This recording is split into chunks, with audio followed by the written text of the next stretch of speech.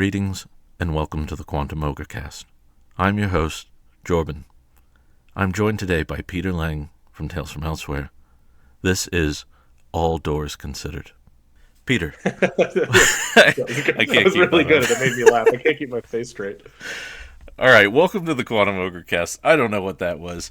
We have an exciting episode today where we're going to talk about things like the challenges of determining RPG genre, crunchy rules, light rules, OSR, NSR, how useful are these labels and categories, and most importantly, do they keep us from trying new games that we might otherwise enjoy? This is why I went with the NPR intro, because it feels very heady. This is going to be very, philosophical and dare I say pedantic. But we're That is glad the realm I live in. I live in Pedantsville, basically. we're guys on the internet talking about TTRPGs, an acronym that is already unknown to 90% of modern culture out there. So And I'm one of those guys that thinks we should have the term RPG, and everybody else should have to have an additional letter to clarify the difference. Are we going to start from there and just... All right. Well, so, yeah, stay tuned. We've got a fun episode coming up. But first, a word from our sponsor. This video is sponsored by none other than Bob Worldbuilder and his Kickstarter, Under the Shadow of Helfast Spire. No threat looms as ominously as Helfast Spire, casting its sour shadow over the valley. Under the Shadow of Helfast Spire is a zine of new material designed for use with ShadowDark RPG. Helfast Spire is a 64-page zine available in print and PDF, which includes new classes, new monsters, new magic items, gear, and hazards, including dangerous cavern fumes and the rare mushroom used to detect them. Hexcrawl wilderness sites, from a vengeful village to a volcanic chasm to Helfast Spire itself. The cold catacombs dungeon where even death is no escape. Thanks, Bob, for sponsoring this video. Link in the description below. Back it or beware. Before we get into really heady kind of stuff, I'm going to ask you a fun little starter question that's been one of my favorite things to ask like other dungeon tubers lately, which is, what was not your first, not your second, but the third tabletop role-playing game that you ever played? And different editions of D&D do not count as different games in this. This is really hard because it was a long time ago. It's either Mutants and Masterminds or... I know what it is. Actually, Mutants and Masterminds was the second. The third was Marvel Universe role-playing game. I remember it now. Merpig. Nobody likes this game. I love it. It's so bad. It's so bad.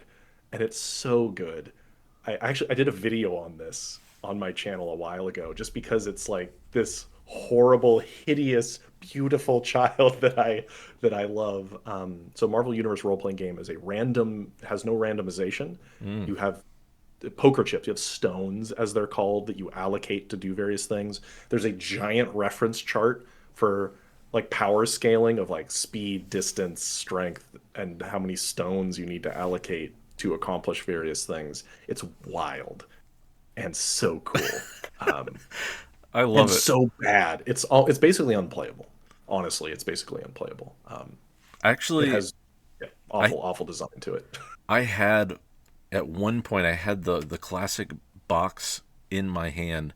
I was at, some random store, not around here, but I was holding it and I was like, is this worth $100? And I looked at it for a long time because, the collector in me was like, the original like Marvel role-playing game. But I didn't. And there's a bunch of them, though. That's the tricky thing. This is specifically Marvel Universe role-playing game. Okay. Not Marvel Heroic role-playing game, not Marvel Multiverse role-playing game, the more recent one. Like, there's a bunch of these that have existed. It's not specifically Merpig, as I call it, MURPG, Marvel Universe role-playing game. Okay. It's small. It's This was not that. Then it was big. It was a big it's box. a small game. It's maybe 110 pages. It's pretty small, and it's even. I think it's like Vagabond size. It's a pretty small game, but it's bad. It's bad and so good. I want to fix it. Like, I can fix her, you know? That's what I think about that game. Oh, that'll be the next question for the next interview. Is like, what's your game that you feel like you could fix as a game designer and make into? It's that one for me. Someday I will go back and I will fix that game because I think it's so darn cool. It's clearly so much energy and passion went into that game, and it's effectively unplayable. Hey, but it had an impact on you. You remembered it. It did. It was formative. Yeah. Mutants and Masterminds is the game I ended up playing more of, but I was trying a different game after Mutants and Masterminds because Mutants and Masterminds was really poorly balanced. I thought, oh, maybe a Marvel Universe role playing game will be better balanced, right, at character creation. Nope, just as awful, if not worse. I love it. I love it. Just to throw mine in there, I kind of am cheating a little bit because it just depends if you consider Pathfinder a different game than D&D, or do you consider it 3.5? So 3.75. 3.75. Yeah, exactly. That's what we used to call it back in the day when it first got announced. 3.75. Because Pathfinder First Edition was actually my first game. D&D Fifth Edition was my second game, and depending on whether I'm going by my own criteria here, and we consider those different editions, then my third game was either Blades in the Dark or Burning Wheel. Oh, Burning Wheel. I never got to play Burning Wheel, but I owned a copy of it my friend owned a copy of it. So I read it. I'm like, this is awesome. I'm never playing it. Yep. I played a campaign of it, and it has such a just spot in my heart as it's like one of my favorite games that no one will ever play with me. I hate to say it. I had Luke on the show. Luke, I love your games. But and we're going to talk about this a bit later, but like as a game that by design has a lot going on as far as like motives and like relationships and things like that. I love it. I love it's truly a one of a kind game. Yeah. Yeah, I've said this before. It's the crunchiest narratively driven game I think I own. And that seems description. That seems like divergent ideas, but somehow it is not with Burning Wheel. So, but we're going to get into all that kind of stuff in a minute here. Peter, it's good to have you back on the show. We've got a lot of fun topics ahead of us, so let's dive in. Okay, so just for fun, I thought I would grab a specific book because, one of the topics we want to talk about today is the challenges of determining RPG genre. So, of course, this is the book I wanted to grab. So, right. Determining RPG genre. What is the genre of this book right here? And has it become its own genre? Exactly. Right? Yeah. Because I would actually say that Morkborg started OSR, that it's very much in that space, but deviated so much in the gameplay loop, like the expected experience, that it forked. Right?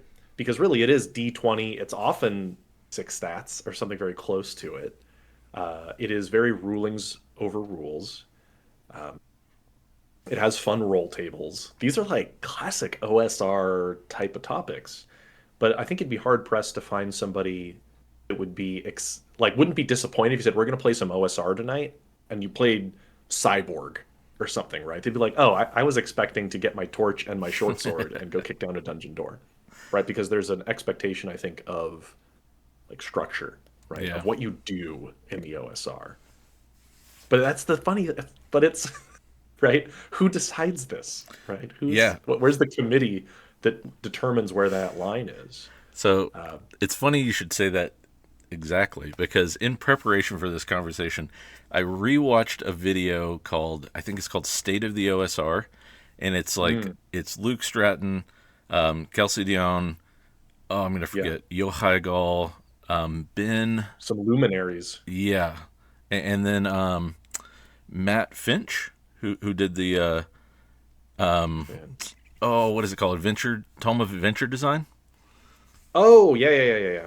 Amongst many other things, Swords and Wizardry, which is like an OSR clone. Yeah. Okay. But anyway, so I watched this video because I found it fascinating that in the video they actually discuss this very thing, like what makes OSR OSR. and every one of them had a different answer. You know, right? You go to your LGS and ask the people playing DCC, define OSR, and everyone gives you a different answer.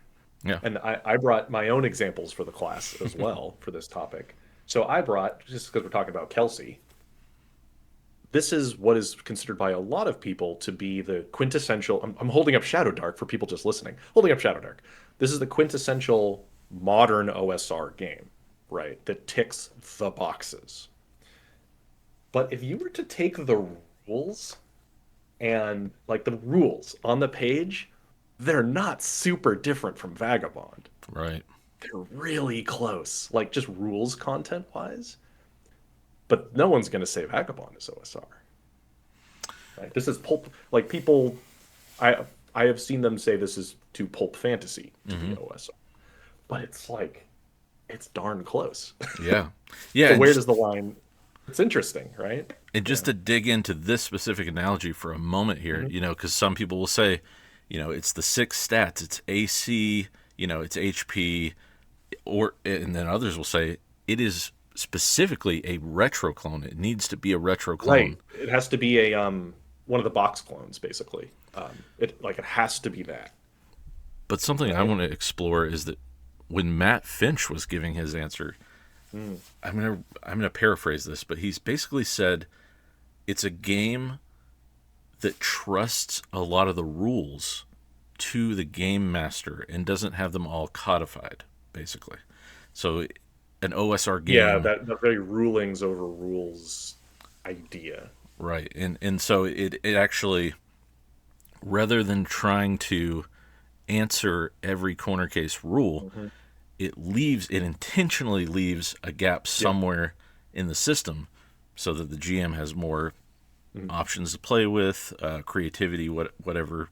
Yeah, it just gives them basically a core resolution for very basic things, and then expects them to utilize those.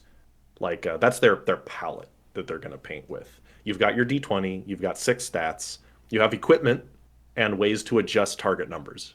Go for it, Yeah. right? Well, it's interesting because I was thinking about I think one of the first videos of yours that I got into was your video on Crown and Skull. Crown and Skull defies a lot of what is usually done in OSR, but feels so OSR though, right? Yeah. But I queued into that one because its attrition system is fascinating from a health abstraction standpoint. But the gameplay you're getting into in a session of Crown and Skull feels OSR, right? Because it follows more of that, what Finch was saying, where it's not trying to codify every single detail, right? So maybe that is, but that sentence is also what rules light games claim Yeah. domain over. That's what they're like, hey, that's what we do.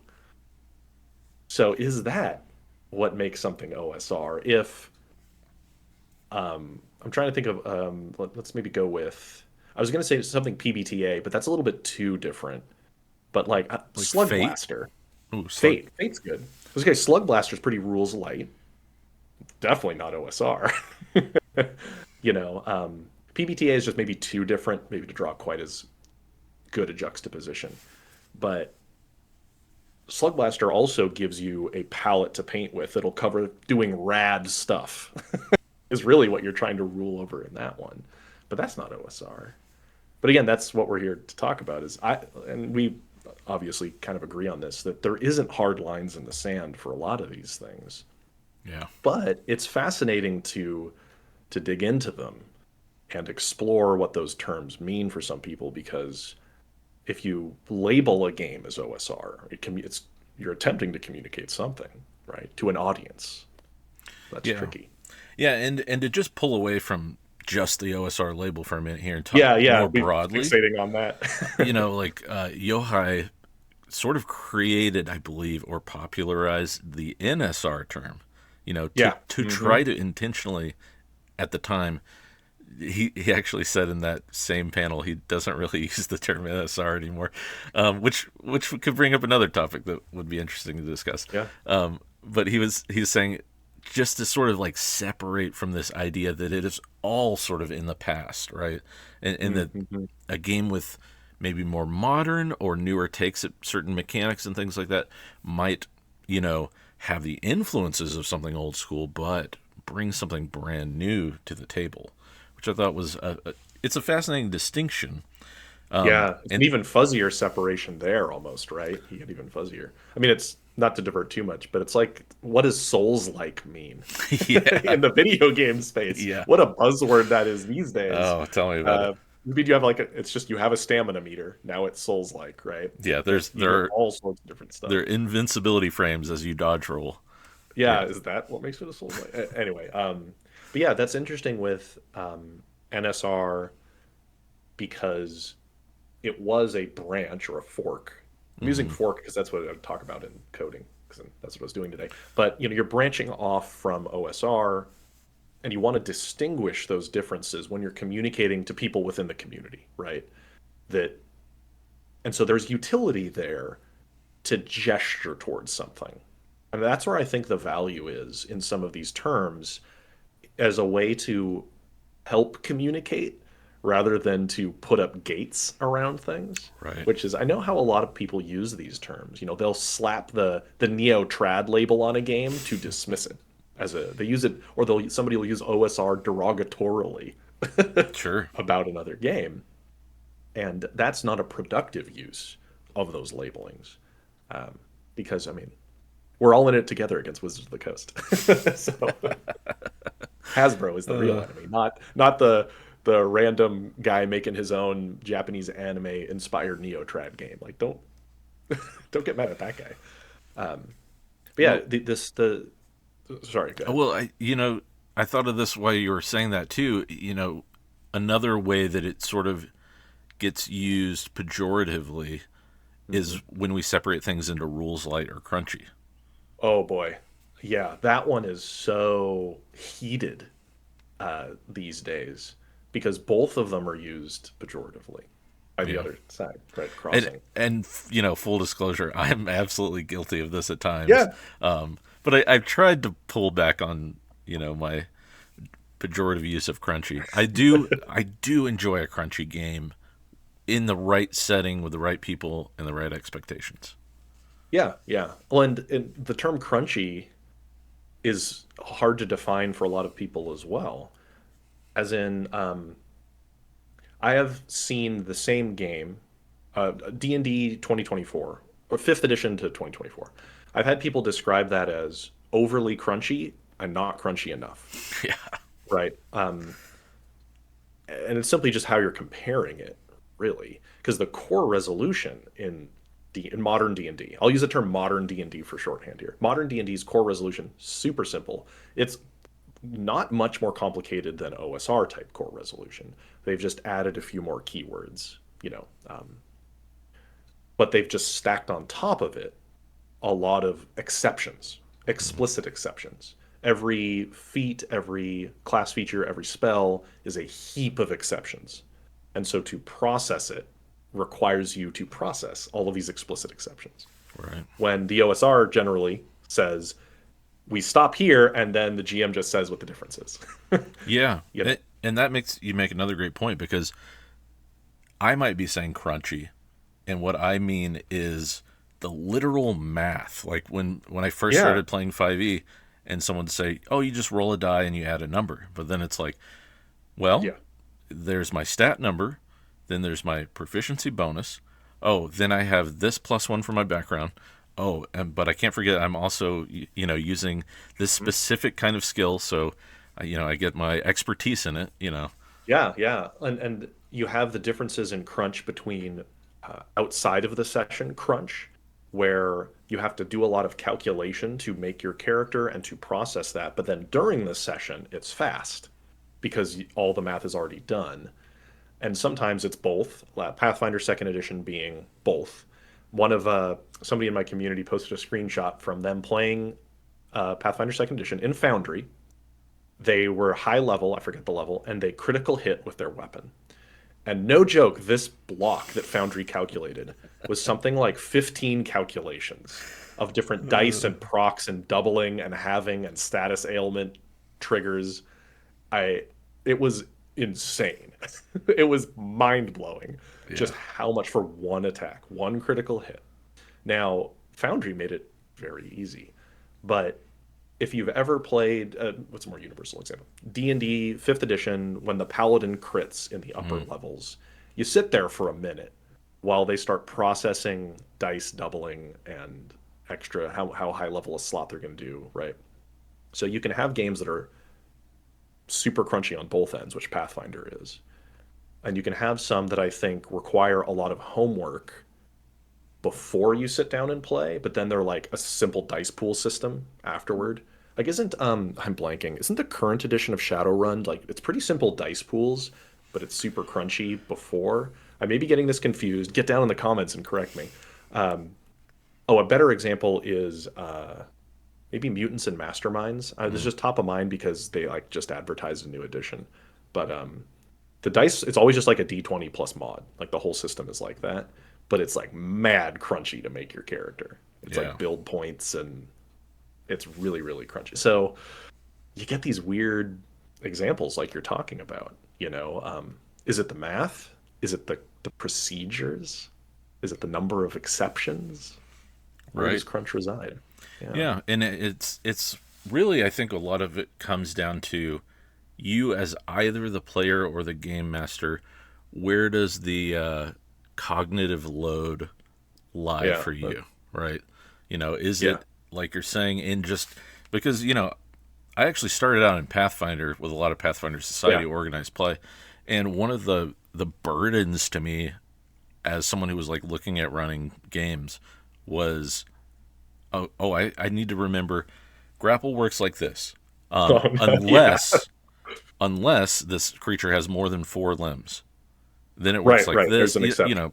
Yeah. It was just there were so many, and you had to have all the books to make sure you had all the corner case rulings, but Mm, and they would change as new books came out, and so that sort of burdened to me more so than even the math of it was right. the specific examples of different rulings that I was going to have to, Mhm. you know, as the game master, at least have some amount of knowledge of before I Yeah. even decide to run this adventure. The I'm fiddling. I haven't released a video on this yet. I'm fiddling with it, but the idea of a qualifying rule versus an active rule. So qualifying rules are things that you have to process before you get to do the thing. So all these different exceptions and cover and concealment and range increments and grapple rules based on exceptional number of limbs, like all of these are qualifying rules that you have to process before you do the active thing. I grab the guy, right? Yeah. So I think crunchy games often have a lot of qualifying rules that you must walk through before you get to act, whatever that action may be, right? Even if those steps are math light, it's still highly procedural in the end. Yeah, That's and that's kind of how I have been thinking about it lately. yeah, absolutely. And just to throw in like one sort of final example of this, I was running a game of Genesis, which, if Mm-hmm. you've ever played it, not really that crunchy math wise. You just roll some dice and they cancel each other out, and whatever's left, Yeah, that's what it is. On paper, you're like, oh, that's so easy. But then there are all these like boons and banes kind of things that you have to add up, and and you then can spend them in different ways and as your there's character charts, advances. and it's like if Yeah, it's this many banes, we'll say, then it's this severe of a wound, or like this big of a narrative impact kind of a thing, and hmm, the cognitive load for me was massive because I wanted to make all those boons matter or banes matter, and yeah, I didn't want to cheapen the experience for the players, but it became it was like make a yeah. lore You have to check. process so much. Yeah, yeah, and then you dump all these dice, and now I got to adjudicate it. Yeah, When all of that effort often just came down to like roughly 3 degrees of success, right. right? I never GM'd that system. I played in an Edge of the Empire campaign, two of one of those. So I got to experience it as a player, which is lower load because I'm not having to do it. But even then, as we were pretty high level in it, when my former clone trooper, like soldier with a big blaster, heavy blaster rifle, would shoot his gun, happens all the time when you're playing an Edge of the Empire style game, right? We're fighting the Empire. I'd roll like 15 dice, or something absurd. And then I'd sit there like checking which I forget the names of all these terms. This is when the game came out. Which traits I could trigger because I had all these things that like I could trigger by spending 2 boons and like, but these ones get canceled out. So it just took ages. That was Yeah. every time my turn came up. It was just a heap of stuff, and that was the case with everybody, all triggering in different ways. Yes, highly procedural, And and you also have to buy their funny dice. yeah, that too. That's always a barrier to play, right? This kind of naturally segues into another point of this conversation that I was thinking of, which is, you know, that is a game that touted itself as a very narrative, almost, I think it even says rules light somewhere on that box set I had. Yeah, But this is an example of, does the label fit the actual play, the form of play that you're aiming yeah, for? You it's a know, very good point. And I think it doesn't for Genesis. I think that rules light, narrative maybe. Thing is, how to kind of put this? I'm not trying to blast. By the way, I'm not trying to blast this. I actually had quite a no, lot of fun, same. but I could. PBTA has existed for a long time, and if you want 4 degrees of success, that is the usual move roll.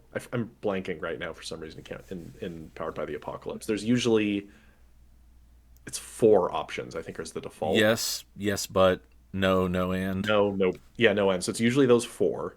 That's all I need. I don't need to roll 15 dice to determine this, right? There's significantly more nuance that creates that is not a rules light experience because the result is just a more fiddly version of the classic 4 degrees yeah, that you often get. And so to me, that's not accurate to say that Genesis is rules light. Like Cypher isn't rules light, even though it's also quite math light because it's fiddly in the end. yeah, Very fun, but there's a lot of target number adjusting, resource expenditures. And this is where I kind of tag in Daggerheart is not rules light either sure, because there's a lot of stuff. um, like it's probably not as crunchy as we'd maybe say D&D is from the classic term, but when you have, let's see if I can remember them all. You have hope, armor, stress, hmm, power cards. Like that's a lot of stuff. These are different resources that you play with. But you also have damage thresholds above your life. Like these are a lot of things, right? Is that rules light? I wouldn't say so. But I'm not the arbiter of RPG categorizations. It's certainly lighter than Pathfinder. yeah. So I guess this all sort of comes together to this question of how useful are these labels, right? Like, Yeah. you know, the sort of shorthand at times can be really useful. Like even, we talked before the cameras, the game I'm writing, Seven Delving Yeah. Sins, Hmm. I say old school inspired. I don't say OSR because I think that's smart. I don't think it's OSR. And I won't And tell that's the people funny that it thing. is. So much of now I haven't actually played Delving Sins yet. I've just looked through the rules that you've been gracious enough to show me. But the experience you're getting is very OSR. Like the session, looking back on it, will feel very OSR. But I agree with your categorization. It's saying it's inspired by old school. It's an old school inspired makes more sense because you've taken so many deviations from expected gameplay structures. There wasn't a hard line that you could point to probably as this is the thing that made it not OSR, but the aggregate vibe, like you'd moved enough away. But people see the word old school and think that helps download the relevant information. Right. Yeah. Yeah. Yeah. And, I guess that is kind of what I'm getting at here is like, there is a usefulness to the categories. Obviously, like language works the way it does for a reason. But it's when we have differing definitions of those terms that things get really wiry Yeah. or hairy or, we Yeah. You start, start speaking past each other and yeah. yeah, yeah, which I see a People get lot. very Oh, sorry, go ahead. I was just gonna say I see it a lot because we're in online spaces, you know, and especially with a hobby that is so fragmented, right? Yeah. It's really easy to say like, that's not my style of game, that doesn't fit into my box, that sort of thing. Mhm. Like, the OSR subgenre is a great example, right? Because like Yeah. people they have certain expectations when you say this is an old school experience, and if you don't really deliver on that, people are not going to be happy about that. Yeah. Yeah, absolutely. The mismatch of expectation when you're delivering a product is definitely a worry. I it's made me actually think I hadn't really considered this. I haven't put almost any labels on my game that are normal genre labels because it really doesn't cleanly fit in a lot. And like we were talking about a little earlier, before the cameras rolled, as it were, I've had people tell me my game is very OSR coded, and other people tell me it's a neo-trad game. Hmm. I so that's weird. I just say it's action horror rules medium. But what does that even mean, right? But when you don't when you're making a game that is harder to define because it draws too much from different areas, the result is hard to categorize. And I've seen how challenging that is to communicate to other people because without being able to say OSR, for example, or Neotrad, a lot of people don't grok the game like what it's going for as quickly. Because what is rules medium? That's even less defined than Yeah. rules light and rules heavy, right? It's this between space that I'm attempting to define in my game because I'm seeing like it's a space that I want to see more games developed in, but it's the most fuzzy, mushy definition Yeah. possible. Yeah. It's like I try to define it as you explicitly cover a foundational resolution that covers your bases, but then set the precedence of OSR style rulings on top of it. Mm. But that's too much specificity for the OSR crowd. And I literally get people asking me, like, just with like my beta alone, people like, well, like, what about this situation? I literally said, you tell me. Like, could the monster do this? Sounds cool, right? So it's fuzzy like that. So the labels can, the existence of these really firm camps, right? These tribes, as that you were mentioning, like the OSR, it can sometimes, I think, work against creativity, right? People exploring new spaces because how do they find their audience when their audience isn't a predefined set, like the OSR or trad gaming or crunchy gaming, right? It's tricky. Yeah. Yeah. And I think my worry, I guess, for lack of a better word, with the labels, I don't think labels are inherently bad, Mhm. but do they deter us from exploring games that we might otherwise enjoy? We just don't know it yet. Because, here's a Yeah. perfect example. I was absolutely not interested in anything with the term OSR on it. And I mean, look where I've landed now, right? Yeah, look where you are now. I was playing Pathfinder and modern D&D, as you say, and every time I heard about old school games, I was like, why do I want to have my characters just die a bunch in dungeons? That sounds stupid and boring. And then you realized how sweet it is, though, huh? Isn't it just like a glorious death in a dungeon is so good?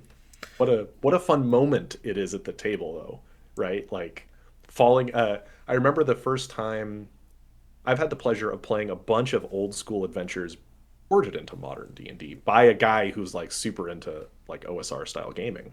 So, let me tell you, Super Tetanus in White Plume Mountain is just as gnarly in 5th edition D&D, and the first time you get it and you just die from it, it's so hilarious. It's wonderful, right? Well, even, lethality aside, right? Yeah. I think the thing that really turned the light bulb on for me and shifted my mentality was whenever I tried, I'm going to say it was DCC, right? Mm. I tried a DCC game, and the the level of freedom I had, the level of Mm. autonomy I was gifted by the game master to say like, "Oh yeah, you can absolutely try this thing." And you know what? In fact, we're not even going to make a roll for that. You know, Yeah, This is yeah. something that makes sense for your character to do. And another an example I often give is like Fireball from 5th edition, right?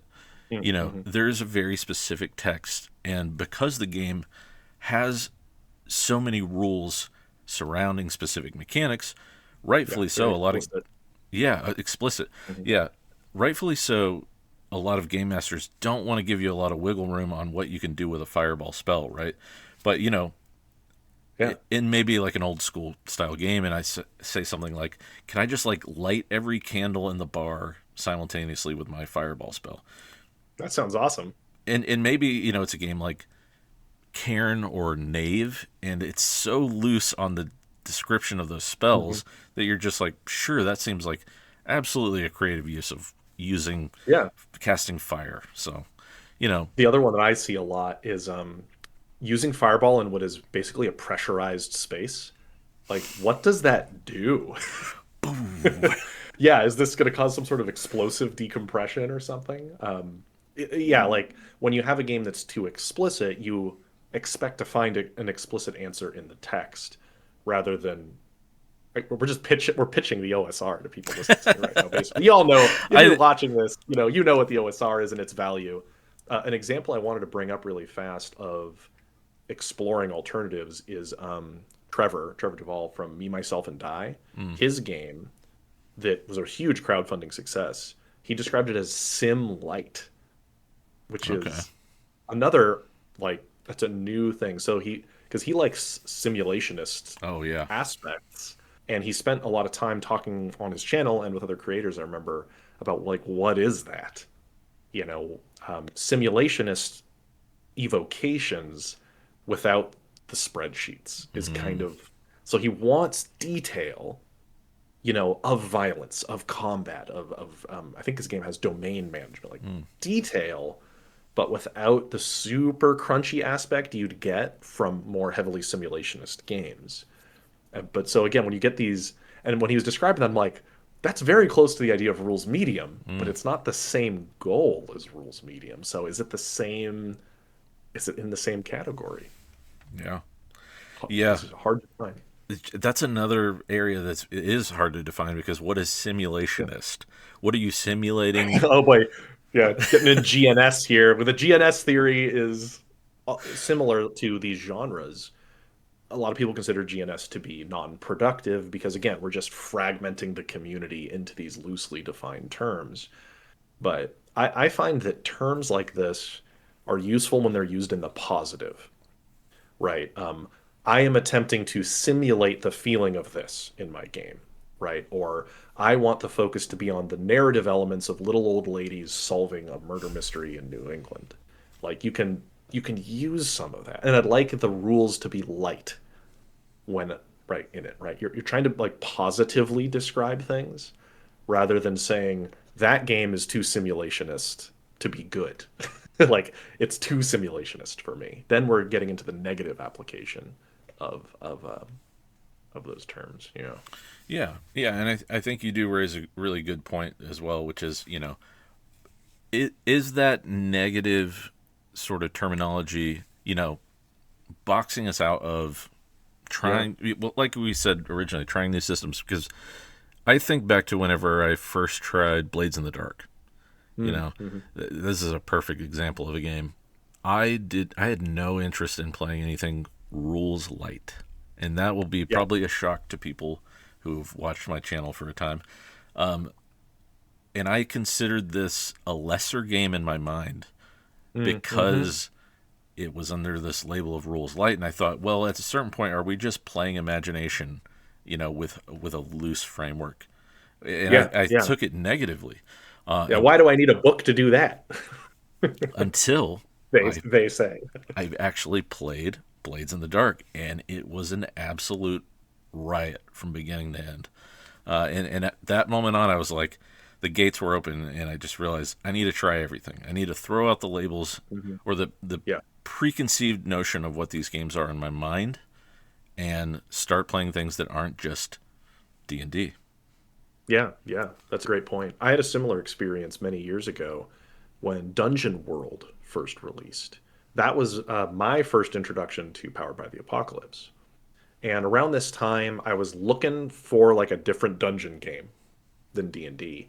And I brought Dungeon World over to my group, like, hey, maybe let's try this. But this is in the time before, we'll just say. Like there wasn't back then. It was like what 14 years ago, 13, Yeah. 14 years ago, right? So there wasn't like this huge YouTube community of people who to guide you through the methodologies of things like Powered by the Apocalypse. So we fumbled our way through one session and everybody hated it. Just hated it Yeah. because this doesn't feel good to play. Like we don't even know what we're doing. And it was so different from a D&D that we just didn't get it. The and then I like basically swore it off. I'm like, I'm not interested in playing Powered by the Apocalypse games. I think the next Powered by the Apocalypse game I played was a Brindlewood Bay session. Oh And wow. just like a year and a half ago, I just had never bothered to play one for a year ago. And I loved it.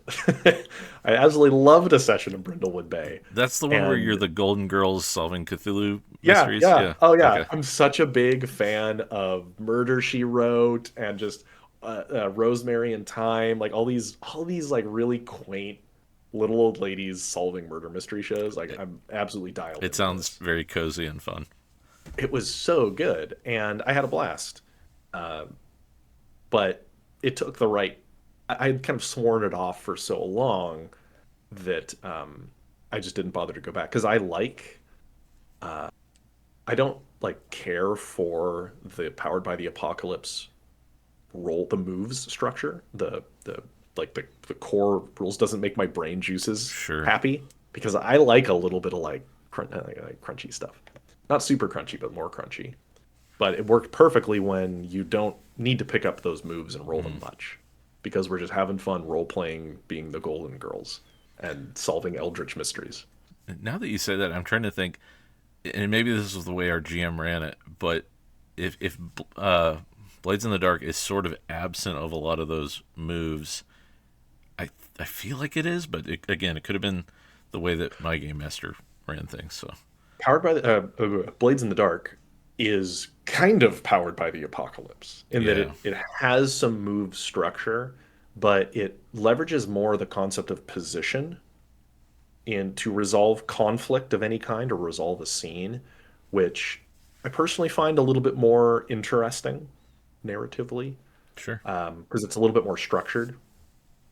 That's all very subjective in the Well, end. But and again, it like, is Blades in the Dark powered by the apocalypse? Is that an accurate term just because it inherited some structures from it? But power now Forged in the Dark is its own like subgenre of discipline, right? and now Category. we're full circle back to the original topic. Does it fit in this label in this box? But Yeah.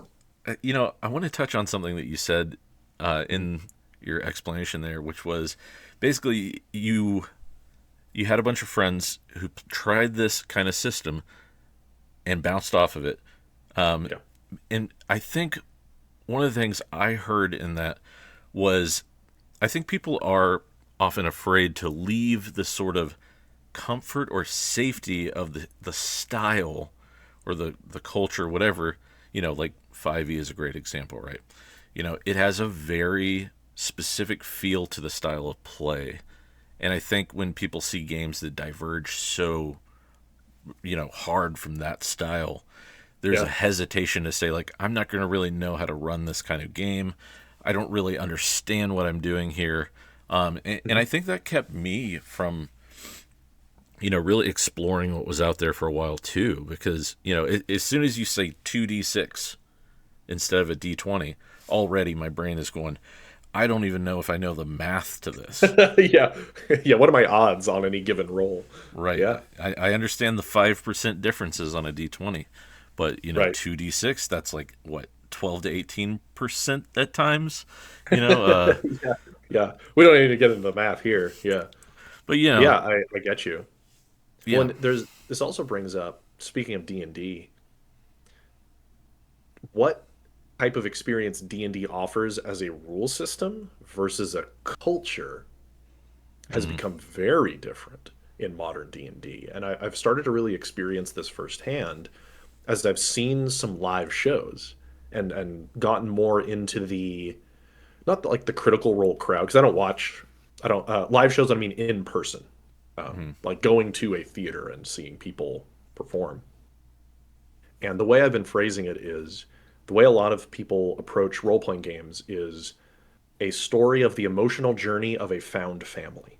Hmm. That is what an adventure is. It's the adventure of these people who are a found family, and it's their emotional journey over the course of this adventure.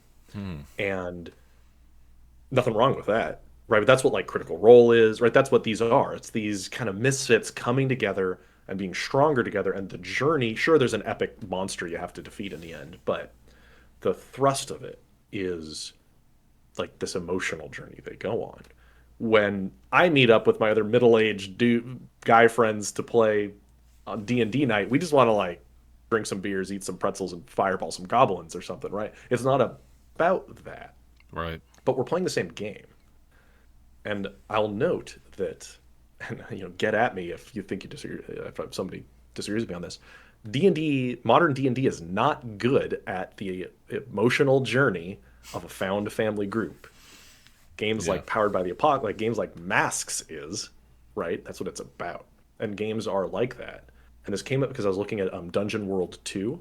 Mm. Explicitly says it is about like a messy group of found people becoming a found family in their emotional journey, right? I don't think modern D&D actually delivers on that promise as a rule system. It's Yeah. basically just more complicated D&D as it ever has been, right? It's just but there's no like no real like you don't have like bonds that matter and grow over time as a rule structure, right? Culture says it is. Yeah. It's interesting. Maybe this is a conversation for next time, but Yeah, um, looking at the time here. but you reminded me of I can't place it, but there's a video I watched a long time ago, and it was basically someone was saying, "What is D&D about?" Yeah. And the conclusion was, it's about fighting monsters and getting loot because that's what the Mm, rules are about. yes. I've had people vehemently disagree with me on this subject where I say a game is about what the rules let you do, Yeah. right? That's what it like what the rules present is what the game is about. The now game a gameplay can exist in the empty space, sure, but you know there isn't any rules to cover how your bond grows with your party members in Yeah, and at, D&D. at, at that point, the onus is on the skill of the game master rather than the system kind of telling you how to create like what you're explaining, that sort of found family heartfelt Yeah, adventure kind of thing. yeah, but nowhere in the book of the 2024 PHB does it tell you to create this together at the table either. Like it doesn't pitch that. Uh, the language is specific, but it talks about that you're supposed to go on like a heroic adventure that will entertain and delight the table, Mm. is what the most recent one says. But it doesn't talk about what Critical Role does, just to use the big example, which is again emotional journey of a found family. The game has almost nothing about an emotional journey. Yeah. The emotional journey is how much more powerful a fireball I can throw as I level up. Basically, that's what I'm getting. I'm getting more weapons of destruction the higher level I get.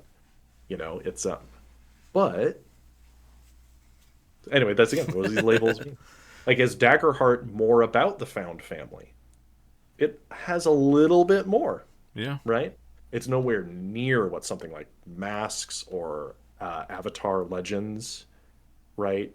Like Avatar Legends is 100% about the emotional journey of the character. You defeat people by making them sad and like self-reflective, like you question their morality and you've defeated them because they realize their goals are evil and they don't want, like that's Wow. actually about emotion. I need to look into that one. I haven't actually looked at Avatar. That's Yeah, awesome. a lot of people dislike it because the TV show is actually a lot about beating people up. You beat people up a lot in the shows, I would but I would argue though most of the villains in that show at least have an arc And even some of the most on-screen villains, what Yeah. happens to Oh, them? I'm totally in it. I Oh, I'm loved it. just being Wolfhide devil's and Cora. advocate. But like if you watch like what happens in the episodes, everybody gets excited when the bending comes out and they're Sure. like launching dudes. I But yeah, mean, your character can be defeated in a fight because they violated one of their core principles, and crossing that line has, now they got to go sulk, basically, which as, is interesting. as someone who grew up a fan of Gundam Wing, sure, I stayed for the political intrigue, but I got there because of the cool fighting robots with laser swords. So, Yeah, exactly. Give me the big robots fighting each other. Yeah, absolutely. But well, again, like is that's kind of the same idea though. Are these Gundam shows about the political intrigue, or are they about big robots smashing into each other to sell toys? I don't know. ¿por qué no Or both. los Yeah. dos? Yeah. Why not both? Absolutely. Well, all right. We The could signal. go on and on Yes. about these, really pedantic subjects of what is a Neotrad game? Do these labels matter? But you know, I think we've done a good crack at this subject for this episode. But maybe next time we will discuss what is empirically the best edition of D&D, or People are. I know for certain people are going to disagree with me on that. That's for sure. and why is it fourth edition? Exactly. I'm gonna say it's 4E. Uh, Yeah. And I think who's going to agree with me on that? Matt Colville. yeah. Oh, And are you going to 100%. disagree with Matt Colville? You in the comments? Yeah. So, yeah, leave a comment if you want that to be the next episode, the next discussion with Peter here, or maybe we'll tackle something really easy, like is fun actually an important goal of role playing games, or is it something else?